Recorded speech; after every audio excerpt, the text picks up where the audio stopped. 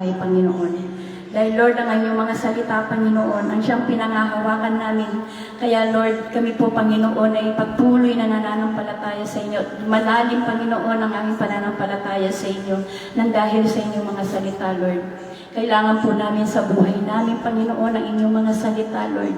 Dahil Lord, kung wala po kayo sa buhay namin, Panginoon, hindi rin po namin alam, Panginoon, kung ano po yung kahinatnan ng buhay namin, Panginoon. Kahit may mga pagsubok, Panginoon, andyan kayo, Lord. Tinutugon po ninyo, Panginoon, ang lahat ng mga pangangailangan namin, Panginoon. At alam po namin, Lord, hindi po ninyo kami pababayaan, Panginoon. Kaya, ang mahalaga, Panginoon, mahal po namin kayo, Lord. Mahal na mahal po namin kayo, Panginoon. Sumusunod po kami, Panginoon, sa inyong kagustuhan. Ang buhay namin, Lord, kayo po ang magkocontrol, Panginoon. Hindi po kami, Panginoon, ang masusunod sa buhay namin, kundi kayo po, Panginoon, ang kagustuhan po ninyo, Panginoon. Sa ganong, Panginoon, hindi po kami mapapahamak, Panginoon. Ang mahalaga, Panginoon, ang puso namin, Lord, handa po maglingkod sa inyo, Panginoon. Sa oras na ito, Lord, ang aming pastor, Panginoon, Lord, nawa pagpalain po ninyo siya, Panginoon, ang mamumutawi sa kanyang mga bibig, ang inyong mga salita, na gagamitin po ninyo siya, Panginoon. Salamat po, Panginoon. At patuloy po, Panginoon, na bigyan po niyo siya ng kalakasan, maging ang aming pastora, Panginoon, na magkatuwang sila, Panginoon, sa pagbabahagi ng inyong mga salita, Panginoon. Kaya, Lord, sa oras na ito, pinasasalamatan ka namin, Panginoon. Ang lahat ng ito, Panginoon, sa inyo po namin, ibinibigay ang papurit pasasalamat sa pangalan ng aming Panginoon sa Kristo na aming tagapagligtas. Amen. Amen. Amen. Amen. Purihin ang Diyos. Manatili tayo nakatayo, mga kapatid, sa pagbasa po ng salita ng Diyos sa Roma, sa ikalabing dalawang kabanata po. Basahin po natin mula verse 1 hanggang 2. Roma chapter 12 verses 1 and 2. Ang sabi po rito, kaya naman, nakikiusap po sa inyo, mga kapatid, alang-alang sa mayamang awa ng Diyos, ibigay ninyo sa Kanya ang inyong mga sarili bilang mga handog na buhay, banal, at nakalulugod sa Kanya. Huwag kayong makigaya sa mundo, kundi maging bago kayo sa pamamagitan ng pagbabago ng inyong isip. Sa ganito ninyo malalaman ang kalooban ng Diyos at kung ano ang mabuti, kaaya-aya at ganap sa Kanyang paningin. Dakilang Ama, pagpalain niyo po ang inyong mga salita sa gabing ito. Samahan niyo kami, patawarin niyo kami sa aming mga pagkukulang. Hayaan, Ama, na ang inyong tinig ang aming marinig, hindi ang tao. Ito ang aming panalangin sa pangalan ni Jesus. Lahat po tayo ay magsabi ng Amen. Amen. Makakaupo na po tayong lahat, mga kapatid. At atin pong ibigay po yung biyaya po sa mga kapatid natin. Sa ating mga katabi, sabihin natin, God bless you. Sabihin po natin, God bless you, God bless you, tita. Ayan po. So share the blessing, no? So, mahalaga po, no, ang ating pagtitipon ngayon dahil Lunes at kadalasan po, tayo lang yata ang may ganito. Kasi, tita, thank you po dahil nag-a-adjust tayo, no? Tita, kasi sa Bulacan, tita, nandoon tayo nakatira so far, no? Kaya, ilang araw lang po kayo nandito. Pero thankful tayo dahil ang ating mga kapatid po ay available, no? Pag Monday night. At binabati ko rin po yung ating isang kabataang kasama po natin ngayon, tita, no? Okay, si Gian, tama po po? O, yung si Gian. Gian, welcome, no? Sa ating house community service. Household of God po, no? Yung tawag po sa grupo namin. Isang bahayan ng Diyos. At tayo po ay non-sectarian, no? So lahat ng mananampalataya ay available na gustong makinig ng Word of God. Welcome po kayo, no? Na sumama po, makiisa po sa atin. No? May mga kapatid kami na hindi naman talaga miyembro pero nagpa-baptize, no, sa atin dito, no. Ibig sabihin nakikipag-partner kami sa ibang mga Christians as long na sila po ay bukas sa mga sasabihin ng Holy Spirit. So, sino na po rito ang matagal na Kristiyano, mga kapatid? Taas ang kamay. Yung matagal na po, Okay. Yung matagal, yung mga siguro 8 years. Specific. Kay tita, more than na po. Tita, matagal na. No? Sino po rito yung bago pa lang? Yung 2 taon o 3? O 1 taon? Meron po? Wala pa isang karon. Tito? Wala pa. Okay. Sino po rito yung hindi pa po talaga Christian? Siguro sasabihin nyo, ano ba yung Christian na sinasabi mo, Pastor? Yung sinasabi ko yung may relasyon kay Jesus. Yung may personal relationship sa Panginoong Jesus. Yun po, no? Yun po ang yun po yung pinaka-basic na knowledge no, pagdating sa salitang Christian. Ibig sabihin po ay ikaw ay may personal na relationship kay Jesus Christ. So kung yung iba sa atin ay hindi pa po alam yan, so eto na po yung chance natin ano, na malaman to. No? So ang Bible po may sinasabi no, tungkol sa pagbabago na kailangan ng tao. No? Sabihin nga natin pagbabago. So, mga kapatid, alam niyo ang tao po nagbabago. Alam niyo ba? Pag nagbabago po worst. Hindi po pa better, kundi po worst. No? Pastor, ba't na nasabi yan? Kasi ganito, ang tinutukoy ko pong pagbabago na worst, no? Papunta sa tinatawag natin na kadilikaduhan, ano? Yung sinasabing corrupted nature natin. No? Meron kasi ang tao na sinful nature. No? At siguro po, hindi ko na pahabain to. No? Yung basic na lang, yung sinasabing, halimbawa yung ating body, no? Yung ating katawan. Di ba kayo nagtatanong bakit pumupunta sa kamatayan itong katawan na to? No?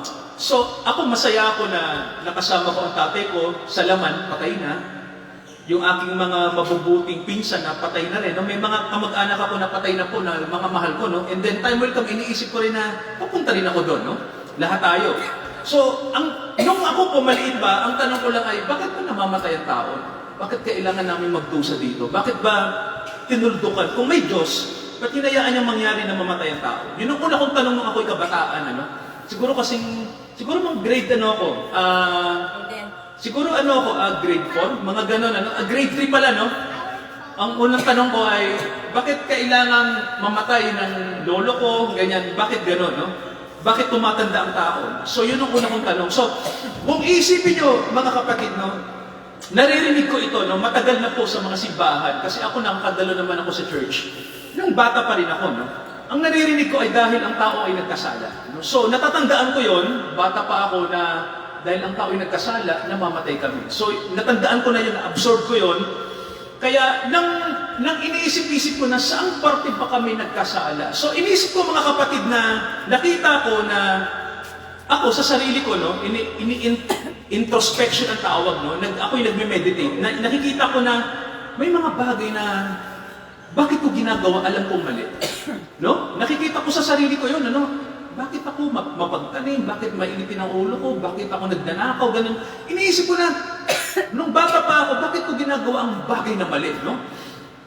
Pero ang sabi ng naririnig ko sa sermon, iwasan ko magkasala, pero bakit nagvo-volunteer ang aking sarili magkasala? Di ba kayo nagtataka doon mga kapatid, di ba? Di ba, sabi ng Bible sa atin, ang kasalanan, dinidil ng Diyos sa atin. Pero ang problema, yung kasalanan, part natin. Ibig sabihin, tayo yun, di ba? Pag sinabing kasalanan, ibig sabihin, kaya may kasalanan kasi may sinner. Naintindihan niyo po, no? Kaya may sin kasi may sinner. At sino yung nagsisin? Hindi yung sinner. Kaya naalala ko po, no, may quote. Ang Diyos daw, mabuti sa mga makasalanan. Tama naman, ano? At mahal niya ang mga makasalanan, pero galit siya sa kasalanan. O, ganun, ano? Di ba may naririnig ba kayo ganun, no? Mahal ng Diyos ang makasalanan, pero galit siya sa kasalanan. Ngayon po, mayroon akong narinig na magandang quote naman ang sabi, pag ang tao doon nasa impyerno, hindi yung kasalanan lang yung nasa impyerno. Narinig niyo po? Mahal. Okay. Sa impyerno daw, hindi ang mga nandoon ay kasalanan, kundi yung mga makasalanan. Ganun, ano? Kaya ako, bigla akong naano din, no? Sa isang banda ang sabi, mahal ng Diyos ang mga makasalanan, pero galit siya sa kasalanan. Pero ang mga tao na pumupunta sa impyerno ay yung mga makasalanan. Di ba, mga kapatid, no? So, hindi natin pwedeng sabihin na mahal ako ng Diyos kasi makasalanan ako. Tama naman, mahal tayo ng Diyos, no? Pero galit siya sa kasalanan na sa atin, no? Kaya, alam niyo po, may sinasabi ang Biblia sa atin, ano, na Habag. Sabihin nyo nga mga kapatid, habag. O isa pa po, habag. Ayan, so, mga kapatid, gusto ko po na sabihin agad yung katotohanan sa inyo, no? Mabilisan lang. Alam niyo po ang pwedeng magbago sa atin kung ano?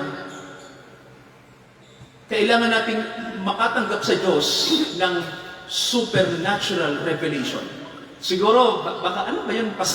Anong supernatural revelation? Ibig sabihin po ganito, para mabago ang tao, kailangan ang Diyos mag-intervene. Alam niyo po ba yung word na intervene? Kailangan siyang umepal, no, sa buhay natin, tita. No? Kailangan niyang sumangkot. No? Kasi, ang pagbabago, hindi pwedeng sabihin ng Diyos, magbago ka kung wala siyang gagawin. No? Sabi nga ng Bible, kapag ang Diyos daw nag-demand, tita, no? Kapag ang Diyos nag-utos, hindi kanya pababayaan sa sarili mo na gawin lang yung utos. Parang ganito, Tito Nandeng, gumawa ka ng SM. Isang malaking SM, no? 10 palapag, no? So, saan kukuha si Tito Nandeng ng budget? Saan kukuha ng ganito, no? So, dapat, mga kapatid, ang utos ay realistic. No? Ibig sabihin po, magagawa ng isang tao yung inutusan. Sino nakakilala kay Noah? Di ba si Noah, yung taong inutusan ng Diyos dito na gumawa ng barko na gawa sa kahoy, no? Okay, alam niyo ba na nang utusan siya ng Diyos? Diyos din ang magpo-provide ng kailangan niya, no? Kahoy, gamit, no? Mga punong kahoy, no? Available. Kasi mga kapatid, ganun ng Diyos eh. Once na siya ay nag-demand, siya rin ang magbibigay ng provision. Amen po ba? So, ganun kabuti ang Diyos. So, hindi niya pwedeng pabayaan na, Noah, gumawa ka ng arka. Bahala ka na sa buhay mo. Basta gumawa ka. Hindi ganun ang Diyos, no? Sabi ng Diyos, ganito ang sukat. Ganito yung, lahat ng detalye binigay niya. Alam niyo po, ganun din po sa buhay natin, no? Ang Diyos po, kapag siya nagsasabi sa atin, hindi pwedeng hindi siya magbigay ng assistance. Kaya, sabi sa Bible, ang tao mababago lang kung mag-a-assist ang Diyos sa atin. Kaya mga kapatid, may tanong ako. Paano ang Diyos makakakilos sa atin sa papaanong paraan? So, di ba sa panalangin, tita, may tinatawag tayo na sinner's prayer. Alam niyo ba yun? Ginagawa rin ba sa church niyo yun? Yung pinapatanggap si Jesus, di ba, no? Na, Lord Jesus, patawarin niyo ako sa aking mga kasalanan, pumasok ka, no? So may salitang pumasok ka sa akin, no? Kasi mga kapatid, ang logic, bakit papapasukin natin ang Panginoon? Kasi siya ang magdadala ng change from within sa atin, no? So mga kapatid, tandaan niyo, ang ating nature ay corrupted, no? Ang ating mind, ang ating heart, no? Lahat. So, kung titingnan niyo po, may nakalagay sa Bible, no, na Romans 8, mababasa natin sa Romans 8 na ang tao po, likas sa atin na walang interes sa Diyos. No? Ang Diyos sa atin ay, alam natin na may Diyos, dinidinay siya ng tao at wala tayong interes sa Diyos. No? So, tanggap natin mga kapatid na ang mga walang alam sa Diyos ay hindi interested sa Diyos. No? At hindi sila interested sa preaching, hindi sila interested sa Bible, no? Kaya nga, kadalasan po ang Bible sa mga tao ay ina-argue to, no? Tinitirahan ng mga kung ano-ano hanggang sa mabulok na lang. Maraming Bible po hindi binabasa, no? Sa mga bahay, no? Kumbaga ano lang, display, kasi hindi rin din maintindihan ng tao to, no?